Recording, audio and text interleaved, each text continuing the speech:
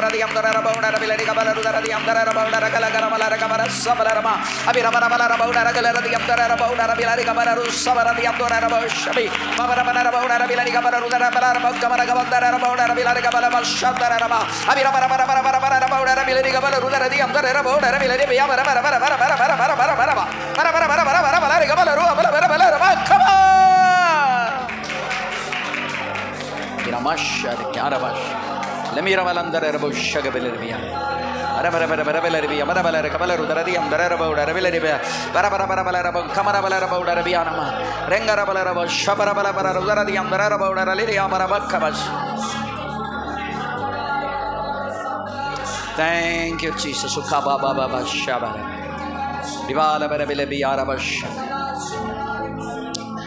பரிசுத்தாவியானவரே, தொடர்ந்து எங்களை நிரப்புங்க, எங்களோட பேசுங்க. உடைய வார்த்தைகள் வெளிப்படட்டும். பரிசுத்தத்துக்கு ஏதுவாக, வளர்ச்சிக்கு ஏதுவாக, தேர்ச்சிக்கு ஏதுவாக, முதிர்ச்சிக்கு ஏதுவாக எங்களுக்குள்ளே ஆண்டவரே வார்த்தைகள் வரட்டும். ஆமென். இயேசுவின் நாமத்தில் பிதாவே, ஆமென். ஆமென். எல்லாரும் ஆமென். ஜீசஸ் அல்லேலூயா. ரிபிகா தாரா ரௌஷல ரிபிகா. ஜீசஸ் அம்பரபஷபலபலபிகா. இந்த மென்டல் growth அல்லது மென்டல் மெச்சூரிட்டி அப்படின்னு சொல்லும்போது, மென்டல் மெச்சூரிட்டினா என்னது? மன வளர்ச்சி அல்லது மன முதிர்ச்சி அப்படின்னா என்ன அப்படின்னா, ஒன்று, having a great understanding of who you are. நாம் யார் என்று நம்மை விளங்கிக் கொள்வது தான், புரிந்து கொள்வது தான். நம்ம யார் அப்படிங்கிறத புரிந்து கொள்ளும். இன்றைக்கி அந்த புரிதலே நிறைய பேர்கிட்ட இல்லை. நான் யார், நம்ம யார் யார் மாதிரில்லாமோ இன்றைக்கி இருக்கிறோம்.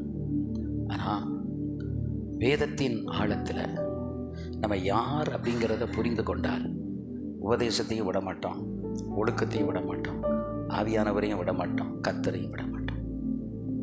Having a good understanding of who you are. நாம் யார் என்பதை நாம் என்ன செய்ய வேண்டும்? புரிந்து கொள்ள வேண்டும். அண்டர்ஸ்டாண்டிங் இருக்கணும், புரிந்து கொள்ளணும். இதை என்னுடைய பாஷையில் சொன்னால் செல்ஃப் ரெவலேஷன். இதை நான் எப்படி சொல்லுவேன் அப்படின்னா, செல்ஃப் ரெவலேஷன், அதாவது நம்மை குறித்த வெளிப்பாடு. நம்மை குறித்த வெளிப்பாடு. நிறைய பேருக்கு தான் யாருன்னு தெரியாததுனால தான் தடம் புரண்டுறதாங்க, எல்லையை விட்டு வெளியே போயிடும். இப்போ நான் என்னை பொறுத்தளவில் உதாரணமாக சொன்னேன், நான் ஒரு மாதத்துக்கு ஒரு 14-15 இடத்துல போய் ஊழியக்காரர்களுக்கு நடுவில் நின்று தெளிவாக வேத வசனத்தை அனுபவத்தை போதிக்கிற ஒரு ஊழியக்காரன் அப்படிங்கிற ஒரு அண்டர்ஸ்டாண்டிங் எனக்கு இருக்கணும். அப்படி இருந்துச்சு அப்படின்னா யாருக்கு இடரல் உண்டாக்குகிறபடி எந்த ஒன்றையும் நான் பேசவோ செய்யவோ மாட்டேன். எனக்கு பேசவும் முடியாது, செய்யவும் முடியாது. காரணம், நான் அநேகருக்கு முன்னால் போய் நிற்கிற ஒரு ஊழியக்காரன், பலருக்கு முன்னால் போய் மாதந்தோறும் நிற்கிற ஒரு ஊழியக்காரன். அநேக ஊழியர்கள் கண்கள் என்னை பார்த்து கொண்டிருக்கிறது. அப்போ அவங்களுக்கு முன்னாடி நான் எப்படி இருக்கணும் அப்படிங்கிறத நான் புரிந்து கொண்டால்தான் எனக்குள்ள வயலேஷன்ஸ் இருக்காது, மீறுதல் இருக்காது. வயலேட் பண்ணி ஒரு ரூலை மீறி நான் ஒரு காரியத்தை செய்ய முடியாது. ரெண்டாவது, நான் என்ன உங்களுக்கு போதிக்கிறேனோ அதை நான் கை கொண்ட பிறகு தான் நான் உங்களுக்கு போதிக்கிறேன். நான் கை கொள்ளாத எந்த ஒன்றையும் நீங்கள் போதிக்க வேண்டும் என்று இம்போஸ் பண்ணுவதே இல்லை. ஏன்னா அது நடக்காதுன்னு எனக்கு தெரியும். ஒருத்தர் திடீர்னு ஒரு கேள்வி கேட்டார் அப்படின்னா அந்த கேள்விக்கு நமக்கு பதில் சொல்ல திராணி இல்லை அப்படின்னா நம்ம அந்த பிரசங்கத்தை பண்ணக்கூடாது. அவங்க கேட்ட கேள்விக்கு நம்ம என்ன சொல்ல திராணி இருக்கணும்? இப்போ சாக்ரிஃபைஸ் அப்படின்னு எடுத்துக்கிட்டால், நீங்கள் சாக்ரிஃபைஸ் பண்ணிதேலான்னு ஒரு கேள்வி கேட்டாங்க அப்படின்னா, சாக்ரிஃபைஸ் பண்ணலை அப்படின்னா நம்ம அதுக்கு பதில் சொல்ல முடியாது. அப்போ நீங்கள் சாக்ரிஃபைஸ் பண்ணிதீங்களா? பண்ணுறோம். சரி, என்னென்னு பட்டியல் போட தெரியும். நமக்குள்ளதை எதெல்லாம் சாக்ரிஃபைஸ் பண்ணுறோம், எல்லாத்தையும் சாக்ரிஃபைஸ் பண்ணி மற்றவங்களுக்கு எப்படி நம்ம ஷேர் பண்ணுறோம் அப்படிங்கிறத நம்ம சொல்கிறதுக்கு நமக்கு என்ன இருக்கணும்? திராணி இருக்கணும், தைரியம் இருக்கணும். அப்படி இல்லை அப்படின்னா தியாகத்தை பற்றி பேசுறதுக்கு நமக்கு என்ன இல்லை? உரிமை கிடையாது. பேச்சுக்கு, போதனைக்கு, டீச்சிங்ஸுக்கு நம்ம பேசலாம், பட் அது எடுபடாது. அது கன்விக்ஷனை கொடுக்காது. ஆவியானவரே சொல்லுவார், உனக்குள்ளேயே ஒன்றும் இல்லை, நீ என்னத்தை போட்டு இதெல்லாம் பேசிகிட்டு இருக்க, சும்மா நிறுத்துன்னு. ஆவியானவருடைய அந்த அசைவே இருக்காது. வெறும் டீச்சிங், நாலேஜுக்கு தான் நமக்கு போகுமே ஒழிய இன்ஸ்பிரேஷன் டு த ஹார்ட்ஸ் வரவே வராது. நம்ம பேசுகிறது it is not a orientation, it is not a lecture. இது ஒரு சொற்பொழிவு கிடையாது. ஊழியக்காரங்க பேசுகிறது பிரசங்கங்கிறது பாதி ஊழியக்காரனால் மீதி பரிசுத்தாவியானவர் 2 பேரும் சேர்ந்து செயலாற்றுவது தான் என்னது? பிரசங்கம். ஸோ பிரசங்கத்துக்கும் சொற்பொழிவுக்கும் ஓரியன்டேஷனுக்கும் என்ன இருக்குது? வித்தியாசம் இருக்குது. அது ஒரு காரியத்தை பற்றி அவங்க தெளிவாக சொல்லிக் கொடுக்கறது. அந்த விஷயத்தை அவங்களுக்கு நம்ம தெளிவாக சொல்லிக் கொடுக்கறதுக்கு பேர் ஓரியன்டேஷன். இப்போ ஒவ்வொரு அகடமிக் இயர் பிகினிங்கில் ஸ்கூலில், காலேஜில் ஒரு ஓரியன்டேஷன் கோர்ஸ்னு ஒன்று வைப்பாங்க. கிராமர் ரிவைஸ் பண்ணுவாங்க, லாங்குவேஜ் ரிவைஸ் பண்ணுவாங்க, ப்ரொனவுன்சியேஷனை ரிவைஸ் பண்ணுவாங்க. இதெல்லாத்தையும் ஒரு ரிவிஷன் மாதிரி எல்லா லெக்சரர்ஸு, டீச்சர்ஸ் எல்லாத்தையும் கூட்டி உட்கார வச்சு அவங்களுக்கு ஒரு இதை கொடுப்பாங்க. அந்த கொடுக்கறதுக்கு பேர் தான் என்னது? ஓரியன்டேஷன். அப்போ இந்த காரியங்களை குறித்து அவர்களுக்கு ஒரு போதனை கொடுக்கறதுக்கு பேர் என்னது? ஓரியன்டேஷன். இப்போது பிரசங்கம் அப்படிங்கிறது பரிசுத்தாவியானவர் என்ன பேசணும்னு உங்களுக்கு மேட்டர் கொடுக்கணும். அந்த மேட்டரில் நம்ம உட்காந்து ப்ரிப்பேர் பண்ணணும். அந்த ப்ரிப்பேர் பண்ணதை கொண்டு நம்ம ப்ரெசன்ட் பண்ணணும். அப்போ ப்ரிப்பரேஷன் ஸ்பிரிட்டில் இருந்தால் தான் ப்ரெசன்டேஷனும் ஸ்பிரிட்டில் இருக்கும். நீங்கள் ப்ரிப்பரேஷன் பண்ணும்போதே ஸ்பிரிட்டுக்குள்ளே இல்லை, ஆவியானவருடைய கைடன்ஸ் இல்லை, ஆவியானுடைய நிறைவு இல்லை, ஆவியானுடைய வெளிச்சம் இல்லை, ஆவியானுடைய வெளிப்பாடு இல்லாமல் நீங்கள் பிரசங்கம் ஆயத்தம் பண்ணிங்கன்னா நீங்கள் அதை ப்ரெசன்ட் பண்ணும்போது அந்த ப்ரெசன்டேஷனில் யாருடைய பங்கு இருக்காது? ஆவியானவருடைய பங்கு இருக்காது. அது எப்படி போகும் அப்படின்னா ஒரு டீச்சிங் மாதிரி போகும். டீச்சிங் எப்போவுமே இட் வில் ப்ரொடியூஸ் நாலேஜ், அறிவைத்தான் அது கொடுக்கும். அது என்ன கொடுக்காது? இருதயத்தில் கன்விக்ஷனை, உணர்த்துதலை கொடுக்காது. ஆனால் பிரசங்கம் அப்படி அல்ல. பிரசங்கம் எப்படி இருக்கணும்னா, ஒரு பிரசங்கத்தை கேட்டால் அட்லீஸ்ட் நம்முடைய தவறுகளை உணரணும், நம்முடைய குறைகளை உணரணும். அதாவது ஒரு போதகர் என்னிடத்தில் சொன்னார், சமீப காலமாக என் குடும்பத்தில் வந்து தேவையில்லாத பிரச்சனைகள் உருவாகிக்கிட்டே இருக்குது. நல்லா தான் இருக்கிறோம், ஆனால் தேவையில்லாத சில பிரச்சனைகள் அப்பப்போ வந்து ஃப்ளாஷ் ஆகிட்டு இருக்கிறத நான் பார்க்குறேன். எனக்கு அது என்னன்னு கண்டுபிடிக்க முடியல. அவர் ஒரு நல்ல பைபிள் டீச்சர், பைபிள் காலேஜஸில் நல்ல தமிழ் மீடியத்தில் அழகாக டீச் பண்ணக்கூடிய நல்ல ஒரு டீச்சர். நான் திருமங்கலத்தில் போன வாரம் பேசும்போது ஒரு உதாரணம் சொன்னேன். ஈரோடில் நான் பிரசங்கம் பண்ணி கொண்டிருக்கும்போது யாரோ ஒரு கேள்வி கேட்டாங்க, ஜுவல்லை பற்றி ஒரு கேள்வி கேட்டாங்க. அந்த கேள்வி கேட்ட உடனே அவங்களுக்கு நான் பதில் சொன்னேன். அந்த பதில் சொல்லும்போது ஒரு விஷயத்தை நான் சொன்னேன். நம்முடைய வீட்டில் என்ன இருக்கணுமோ அதுதான் இருக்கணும். நம்முடைய வீட்டில் இருக்கக்கூடாதவைகள் என்ன செய்யக்கூடாது, இருக்கக்கூடாது. குறிப்பாக தேவனுக்கு அருவருப்பானது எங்கே இருக்கக்கூடாது, நம்முடைய வீட்டில் இருக்கக்கூடாது. இப்போது உபாகமம் 6ஆம் அதிகாரத்தில் இந்த விக்கிரகத்தில் இருக்கிற அந்த பொண்ணை நீ உன் வீட்டுக்கு என்ன செய்யாத, உள்ளே கொண்டு போகாத, அது என்னது, கத்திருக்கிறது அருவருப்பு, அதை நீ எப்படி வெறுக்கணும்னு சொல்லியிருக்கு, சீன்னு வெறுக்கணும் அப்படின்னு சொல்லியிருக்கு. இப்போ இதை வச்சு அவங்களுக்கு பதில் சொல்லும்போது ஒரு போதகர் வந்து எழும்பி, ஐயா ஒரு நிமிஷம் நான் சாட்சி சொல்லணுன்னாரு, சொல்லுங்கள் அப்படின்னு. அவர் சொன்னார், இப்போ நீங்கள் பிரசங்கம் பண்ணிக்கிட்டே இருக்கல, நான் கவனிச்சுக்கிட்டே வரேன். என் குடும்பத்தில் சமீப நாட்களால் எனக்கும் என் மனைவிக்கும் நாங்கள் அவ்வளோ நல்லா இருப்போம், எங்களுக்கு ஒரு பிரச்சனை இல்லை. ஆனால் இப்போ கொஞ்ச நாளாக எங்களுக்குள்ள ஒரு பிரச்சனை வந்துக்கிட்டே இருக்குது, தேவையில்லாத ஒரு பிரச்சனை எழும்பிக்கிட்டே இருக்குது. நாங்கள் அதை தட்டி தட்டி விட்டுக்கிட்டு இருக்கோம். எனக்கு இப்போ ரீசன் என்னன்னு புரிஞ்சதுன்னாரு. என்ன அப்படின்னு கேட்டேன்.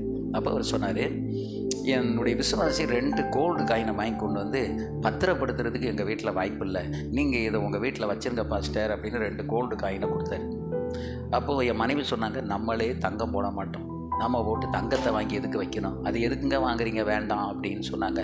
நான் என்ன செய்யலை, அதை கேட்கல. நம்ம விசுவாசிக்கு நம்ம வந்து ஒரு இப்போ உதவி செய்யாமல் யார் செய்வான்னு சொல்லி அதை வாங்கி பீரோவில் வச்சுட்டேன். பட் என்னுடைய வீட்டில் நல்லா இருந்துக்கிட்டு இருந்த எனக்கும் என் மனைவிக்கும் இடையில என்ன வந்துட்டு சில சண்டைகளும் தர்க்கங்களும் அப்படி வந்துக்கிட்டே இருக்கு. இப்போ எனக்கு அது ஏன் வருதுங்கிறத நான் புரிஞ்சுக்கிட்டேன் அப்படின்னு சொல்லி அவர் சொன்னார். அன்றைக்கி சாயங்காலமே போய் முதல்ல அதை எடுத்து அந்த விசுவாசியை கூப்பிட்டு, இதை கையில் பிடிங்க, இது எங்கள் வீட்டில் இருக்கக்கூடாதுன்னு சொல்லி கொடுத்துருவேன் அப்படின்னு சொல்லி அவர் சொன்னார். அந்த சாட்சியை நான் வந்து திருமங்கலத்தில் சொன்னேன். அப்போ முடிஞ்ச உடனே அவர் வந்து சொன்னார், இப்போ எனக்கு என் மனைவிக்கு இடையிடையே ஏன் இந்த சிறு சிறு சண்டைகளும் வாக்குவாதம் தர்க்கமும் வந்துக்கிட்டு இருக்கிறது எனக்கு புரிஞ்சு போச்சு. அங்கே அந்த ஈரோடில் நீங்கள் சொன்ன சாட்சியை வச்சு ஆண்டவர் உணர்த்துறாரு, உமா வீட்டில் தான் இருக்குதுன்னு. நான் போன உடனே அதை எடுத்து என்ன செய்யணுமோ அதை செஞ்சிருவேன்னாரு. ஏன்னா நம்ம வீட்டில் என்ன இருக்கக்கூடாதோ அது இருக்கக்கூடாது. மற்றவங்களுக்கு அது ரொம்ப நல்லா இருக்கலாம், அதை அவங்க விரும்பலாம், அதை அவங்க அனுபவிக்கலாம், அதை பற்றி நம்ம கவலை. நம்ம அதை குற்றமாகவும் சொல்லலை, அது பாவமாகவும் சொல்லலை, அது தப்பாகவும் நம்ம சொல்லலை. நமக்கு இருக்கிற கன்விக்ஷனுக்கு நாம் அதை என்ன செய்யக்கூடாது, தொடக்கூடாது. அது நம்ம வீட்டில் இருக்கவும் கூடாது. அப்போ தான் அவர் சொன்னார், என் மகள் ஏஜ் அட்டன் பண்ண போது என்னுடைய அண்ணியார் வந்து ஒரு சின்ன கம்மலையும் கொடுத்து இந்த கோல்டு காயினும் கொடுத்துட்டு போயிட்டாங்க. சொந்தக்காரங்க என்ன செய்யணும்னு தெரியாமல் வாங்கிட்டோம். அவள் இப்போ திடீர்னு நினச்சான்னா ஸ்கூலுக்கு அதை லேசாக எடுத்து மாட்டிட்டு போயிருந்தா. இப்போ நான் இதையும் கொஞ்சம் விட்டுக்கிட்டு தான் இருந்திருக்கேன். இன்றைக்கி தான் எனக்கு தெரியுது இதை வந்து நம்ம செய்யக்கூடாது, இதை நான் லூஸாக விட்டுட்டேனே, இனி போய் நான் மூக்கணங்கயிறை இறுக்கி பிடிக்கணும் அப்படிங்கிறது. அப்போ கொஞ்சம் கொஞ்சமாக இப்படி வந்து நமக்கு உறவினர்கள் மூலமாக, நண்பர்கள் மூலமாக, சிநேகிதர்கள் மூலமாக நம்மளை கொஞ்சம் கொஞ்சமாக இந்த மாதிரி வந்தால் நம்ம கொஞ்சம் கொஞ்சமாக உபதேசத்தில் என்ன ஆயிடுவோம், லூஸ் ஆயிரும். இப்போ நம்முடைய மன வளர்ச்சி எப்படி இருக்கும் அப்படின்னா, எதை நீங்கள் கேட்குறீங்களோ, எதை அதிகமாக பார்க்குறீங்களோ, யாரோட பேசுகிறீங்களோ அதில் தான் உங்கள் மனம் வளரும். அதில் தான் உங்கள் மனம் வளரும். உண்மையானதை நமக்கு போயிடும். அப்போ அந்த மன வளர்ச்சிங்கிறது, இப்போ நம்ம யார் அப்படின்னு நாங்கிற புரிதல் நமக்கு இருக்கணும். நான் யார், நான் ஒரு சபையின் போதகர், என்னை அநேகர் பின்பற்றி கொண்டு இருக்கிறார்கள். பவுல் சொல்கிறாரு, நான் கிறிஸ்துவை பின்பற்றுவது போல நீங்கள் என்ன செய்யுங்க, என்னை பின்பற்றுங்கள். இப்போ நம்ம வந்து எங்களெல்லாம் நீங்கள் பார்க்காதீங்க, நீங்கள் இயேசுவை பாருங்கன்னு சொல்ல முடியுமா? சொல்லுங்கள். இன்றைக்கி நிறைய பேர் அப்படி தானே சொல்கிறாங்க, எங்களையெல்லாம் நீங்கள் பார்க்கக்கூடாது, நாங்களும் மனுஷன் தானே அப்படின்னா. அவங்களும் மனுஷன் தான், அவங்களுக்கு ஒரு எண்ணத்துக்கு போதானே, நீங்கள் இதை செய்யக்கூடாது, பொய் சொல்லக்கூடாது அப்படின்னா மனுஷன் தானே, பொய் சொல்லிடுவான்ல. அப்போ நமக்கு ஒரு உபதேசம், அவங்களுக்கு ஒரு உபதேசம் இல்லையே. அப்போ நம்ம எதை நம்மளால் செய்ய முடியலையோ அதை அவங்க மேலே இம்போஸ் பண்ண கூடாது. அப்போ நம்ம ஒன்றை செய்துக்கிட்டு ஒன்றை வச்சு இன்றைக்கி இப்படித்தான் கொஞ்சம் கொஞ்சமாக தடம் போகிறேன்ட்டு இன்றைக்கி ஒட்டு மொத்தமாக ஒரு டிரைல் ஆகி தண்டவாளத்திலேருந்து ட்ரெயின் கீழே இறங்குனது போல் பெந்தகோஸ்து சபைகள் எல்லாம் எப்படி இறங்கி கிடக்கு. ரயில் பெட்டி சரியாக தான் இருக்குது, ஆனால் அது எதில் இல்லை, தண்டவாளத்தில் இல்லை. அது எங்கே நிற்கி, டிரைல் ஆகி கீழே நிற்கி. கீழே நிற்கிறது வந்து ஓடாது, அது அங்கே தான் நிற்கும். அதுபோல் தான் இன்றைக்கி நம்ம வந்து வளர்ச்சிங்கிற பேரில் சாத்தா நம்ம எல்லாரையும் வஞ்சித்து போட்டான், ஏமாற்றி போட்டான். நமக்கு இப்போ எல்லாருக்கும் மைண்டில் என்னது, இப்போ கொஞ்சம் நாளைக்கு முன்னால் நீங்கள் பார்த்தீங்கன்னா ஒரு 5-10 வருஷமாக, 10 வருஷம் இல்லை கூட இருக்கும், ஒரு 15-20 வருஷமாக எப்போ பார்த்தாலும் teaching, preaching, seminar, pastors fellowship எல்லாத்துலேயும் எதை பற்றி பேசுனாங்க? Church growth, church growth, church growth. எதில் பார்த்தாலும் உங்கள் சபையை வளர வேண்டுமா? சபை வளர்கிறதுக்கு ஆவியானவர் தானே வளர வைக்க முடியும். நீங்களும் நானும் மந்திரம் தந்திரம் பண்ணி ஆவியை இதை ஆத்துமாக்களை சேர்க்க முடியும்? இப்போ ஆண்டவர் பார்த்தாரு, கைமீறி போகிற மாதிரி இருந்துச்சு, இப்போது நீயே போய் படுன்னு அவர் விட்டுட்டார். நீ வேனை வச்சு கூப்பிட்டாலும் சரி, நீ பஸ்ஸை வச்சு கூப்பிட்டாலும் சரி, நீ சோறு வாங்கி போட்டு கூப்பிட்டாலும் சரி, நீ என்ன செஞ்சாலும் சரி, நீ என்ன வேணாலும் பண்ணிட்டு போ அப்படின்னு ஆண்டவர் கண்ணை மூடிட்டு பேச உட்காந்துட்டேன். இப்போ நமக்கு துமுன்னு உள்ளே வருது, வாரம் ஞானஸ்தானம். ஆனால் ரட்சிக்கப்பட்டிருக்காங்களா? அபிஷேகம் பெற்றிருக்காங்களா? இல்லை. ஆனால் என்ன எடுத்துடுறாங்க? ஞானஸ்தானம். சிஎஸ்ஐயில் இருக்கிற சிலரை பார்த்தீங்கன்னா கொஞ்சம் இருக்கிறத விட கொஞ்சம் பெட்டராக ஸ்பிரிச்சுவலாக இருப்பாங்க. அவங்க என்ன பண்ணுவாங்கன்னா, ஒரு பெந்தகோஸ்து பாஸ்டர்கிட்ட போய் என்ன எடுத்துருவாங்க? ஞானஸ்தானம் எடுத்துருவாங்க. அப்போ ஞானஸ்தானம் எடுத்துட்டாங்க. ஆனால் ரட்சிப்பு ஸ்ட்ராங்காக இல்லைன்னா வேறுபட முடியாது, வேறுபாடு வராது. இப்போ அவங்க என்ன சொல்லுவாங்கன்னா, நாங்கள் வேலை பார்க்குறதுனால நான் இப்படி தான் இருந்தால் ஆக வேண்டி இருக்குது அப்படின்னு சொல்லி நம்மளை கன்வின்ஸ் பண்ணிடுவாங்க. அவங்க கன்வின்ஸ் ஆகி உடன்படிக்கைக்குள்ளே வந்து உருப்படுறதுக்கு பதிலாக நீங்கள் எதுவும் பேசிடாதீங்கன்னு சொல்லி நம்மளை கன்வின்ஸ் பண்ணி பேச விடாம ஆக்கிடுவாங்க. நம்மளும் சரி அவங்க சிஎஸ்சியில் இருக்காங்க அப்படின்னு விட்டு அவங்க வாழ்க்கையில் பார்த்திங்கன்னா எதையும் வெறுக்கவும் மாட்டாங்க, ஒர்க்கவும் மாட்டாங்க, உபதேசத்தில் வளரவும் மாட்டாங்க. அவங்களுடைய ஸ்பிரிச்சுவல் க்ரோத் அப்படிங்கிறதுங்க இருக்காது. ஆனால் பேச்சு ரொம்ப நல்லாயிருக்கும், டீசெண்டாக பேசுவாங்க, நல்லாயிருக்கும், விசுவாசத்தெல்லாம் பற்றி பேசுவாங்க. ஆனால் கன்விக்ஷனை பற்றி, நம்பிக்கையை பற்றி, உணர்வடைகிறத பற்றி பேசவே மாட்டாங்க. ஆனால் நல்ல விசுவாசியாக இருப்பாங்க, காணிக்கை கொடுப்பாங்க, தசமாக கூட கொடுப்பாங்க, எல்லாமே செய்வாங்க. ஆனால் அவர்களுக்குள் வேறுபாடு இருக்குமா, மாற்றங்கள் இருக்குமானா இருக்காது.